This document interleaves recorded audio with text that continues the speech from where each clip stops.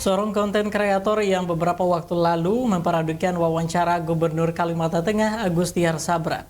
Dalam sidang adat, Basarahai dikenakan denda adat senilai T90 kati ramu atau dikonversi senilai 20 juta rupiah. Ini dilaksanakan di Betang Hadurut Sekretariat DAD Kota Palangkaraya pada hari Jumat 25 April 2025.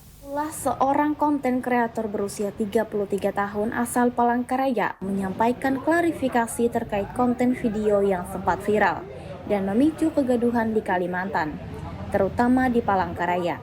Klarifikasi ini ia sampaikan dalam undangan rekan-rekan wartawan dan organisasi Dayak. Dalam pernyataannya, Saifullah mengaku bahwa konten yang dibuat adalah sepenuhnya kesalahan pribadi dan tidak ada pihak lain yang menyuruh atau mendorongnya untuk membuat video tersebut.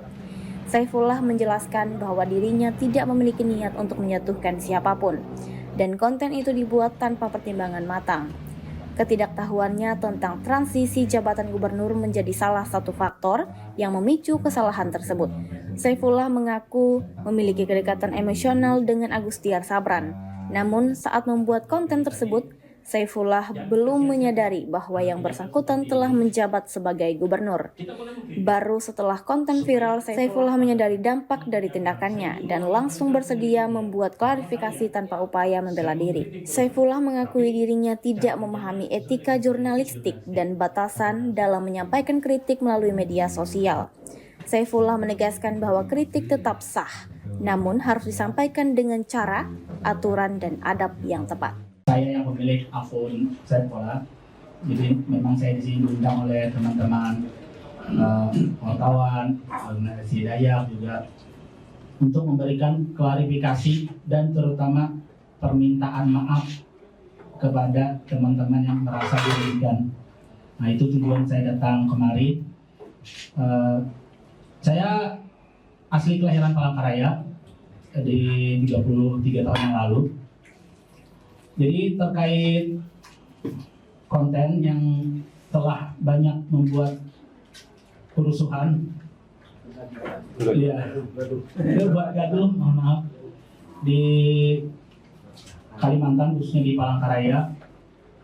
Yang pertama saya ingin menyampaikan kalau itu adalah murni kesalahan saya pribadi. Jadi tidak ada dari pihak manapun yang menyuruh, yang melempar, maksudnya yang menyuruh itu untuk saya membuat itu. Mungkin dari ada orang-orang ada yang pikir ini mungkin oposisinya, nggak ada. Itu cuma murni dari saya pribadi. Saya sebagai konten kreator, dan kalau ditanya kenapa membuat konten itu, pasti kan pertanyaan orang begitu, kenapa membuat konten? Bukan saya membela diri, tapi ya karena saya memang pembuat konten. Jadi memang sudah seperti itu aja. Saya membuat konten tanpa saya pikir. Saya bikin konten, tujuannya itu aja. Tidak ada tujuan dengan menjatuhkan, kebencian, itu tidak ada. Terus yang pertanyaan kedua mungkin dari teman-teman, kenapa bikin kontennya tentang gubernur? Kenapa nggak yang lain? Nah, itu di situ letak kesalahan saya. Karena mungkin transisi gubernur dari yang sebelumnya ke yang sekarang, itu saya masih belum memahami nih, maksudnya dari gubernur belum ada, saya dan gubernur itu ada ikatan emosional, maksudnya seperti ini. Kami sekeluarga di rumah pun juga mendukung Pak Agustiar, dan saya dengan Pak Agustiar itu pernah melihat langsung, walaupun beliau tidak kenal saya, tapi saya rasanya beliau tuh kayak masih belum gubernur saat itu. Jadi seakan-akan saya memikirnya orang biasa aja, kayak gitu. Walaupun kayak perasaan itu belum ada, karena kan kita masih waktu itu sebelumnya bukan beliau dan beliau baru naik. Jadi saya tidak ada perasaan segan dulu saat itu. Saat itu saya nggak ada kok, saya tidak terpikir. Setelah saya bikin dan heboh, baru saya pikir, oh iya ternyata Pak Agustiar ini adalah orang nomor 1 di Kalimantan Tengah. Kenapa saya dengan bodoh sekali melakukan hal itu? Saya bilang seperti itu. Dan tentu di balik itu semua adalah tanggung jawab saya bagaimana saya menyikapi konten itu. Ada dari teman-teman yang mediasi ke saya dan mengatakan kalau ingin membuat video klarifikasi dan permintaan maaf, saya iakan langsung karena saya sudah merasa itu memang kesalahan pribadi saya, bukan dari orang lain. Nah, saya tidak membela diri. Kok kenapa saya bisa salah? Ya karena saya nggak punya pikiran aja. Jadi saya tidak tahu tentang mungkin yang disampaikan oleh Bapak tadi tentang kode etik tentang wartawan. Itu saya tidak mengetahui. Nah, tapi hari ini saya sudah tercerahkan dan saya sudah mulai tahu, oh ternyata hal-hal seperti itu tidak bisa dijadikan lelucon. Kalaupun ingin misalnya, saya bukan mengkritik Pak, saya bukan ranahnya di politik, saya ranahnya di komedi. Tapi kenapa saya memilih politik? Ya karena ketidaktahuan saya aja, itu aja. Jadi murni itu karena kebodohan saya, karena ketololan saya mungkin. Jadi saya nggak tahu hal-hal seperti itu, ada kode etik, ada aturan yang mengatur masalah itu. Nah jadi saya di sini saya pula ingin mengatakan kepada teman-teman yang hadir di sini, para wartawan, organisasi Dayak atau dan para PPWI, wartawan dan yang lain-lain yang merasa dirugikan, saya di sini memohon maaf dengan setulus-tulusnya. Kalau saya sudah memang benar melakukan kesalahan itu akibat ketidaktahuan saya. Dan saya berjanji untuk kedepannya untuk lebih berhati-hati lagi. Dan saya pastikan hal ini tidak akan terulang. Dan semoga orang-orang seperti saya cukup di saya aja terakhir. Jadi tidak ada lagi para fasilitator sekolah yang melakukan kesalahan yang sama. Tapi tetap dibuka. Pemerintah kan dibilang oleh Bapak tidak anti kritik ya Pak. Tetap dibuka, tapi ada caranya, ada polanya, ada aturannya dan ada adabnya. Nah jadi itu yang pengen saya sampaikan pada hari ini. Awal tambahan ya intinya saya ingin menyudahi ini semua karena saya tidak menyangka kalau efeknya akan sebesar ini, terutama di sosial media di Facebook ya, itu ada yang doxing atau yang segala macam. Saya tidak menyangka seperti ini karena saya bermain cuma di satu platform sebenarnya, cukup di Instagram aja.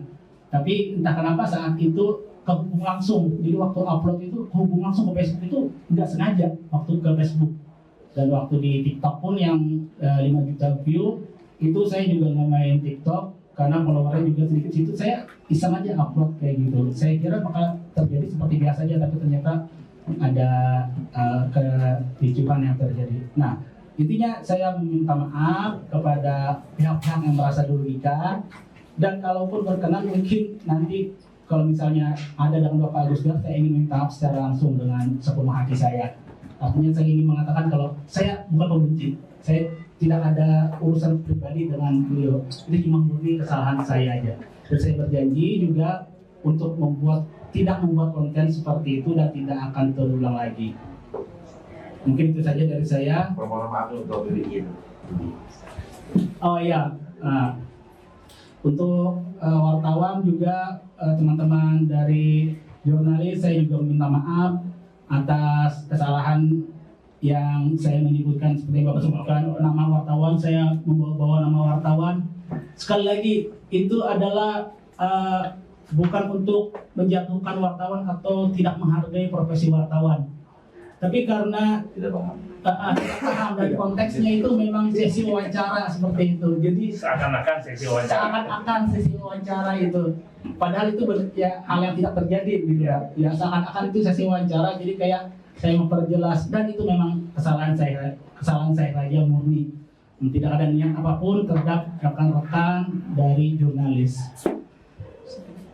Ucapan terima kasih dengan dia yang memaafkan. Oh iya, benar. Atau RI Dan saya juga ucapkan terima kasih kepada Ketua PWI, kepada organisasi Dayak, juga kepada LSR juga yang telah membantu saya, ibaratnya mencerahkan saya dan juga bisa membawa mediasi seperti ini. Jadi hal ini tidak berlarut-larut. Jadi saya terima kasih kepada semua pihak yang terlibat. Dan semoga hal ini tidak terjadi lagi untuk yang kedua kalinya. Mungkin satu, Iya. karena ini sebenarnya banyak-banyak teman-teman wartawan yang ngeliput. Karena dengan konten ini kan membuat gaduh, otomatis masyarakat Kalimantan Tengah yang ada di juga keberatan dan apalagi pendukung-pendukung beliau. Mungkin dalam kesempatan ini saudara bisa menyampaikan permohonan kepada masyarakat Kalimantan Tengah yang merasa tidak nyaman gara-gara konten yang menurut mereka tidak semestinya itu. Ya.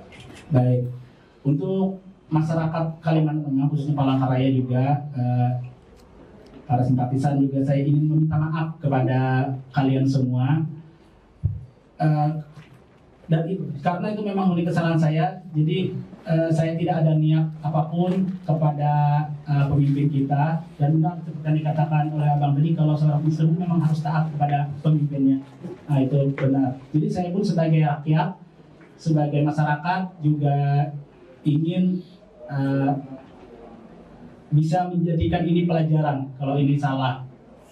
Jadi saya minta maaf kepada warga masyarakat Kalimantan Tengah Palangkaraya yang merasa tidak senang dengan video tersebut.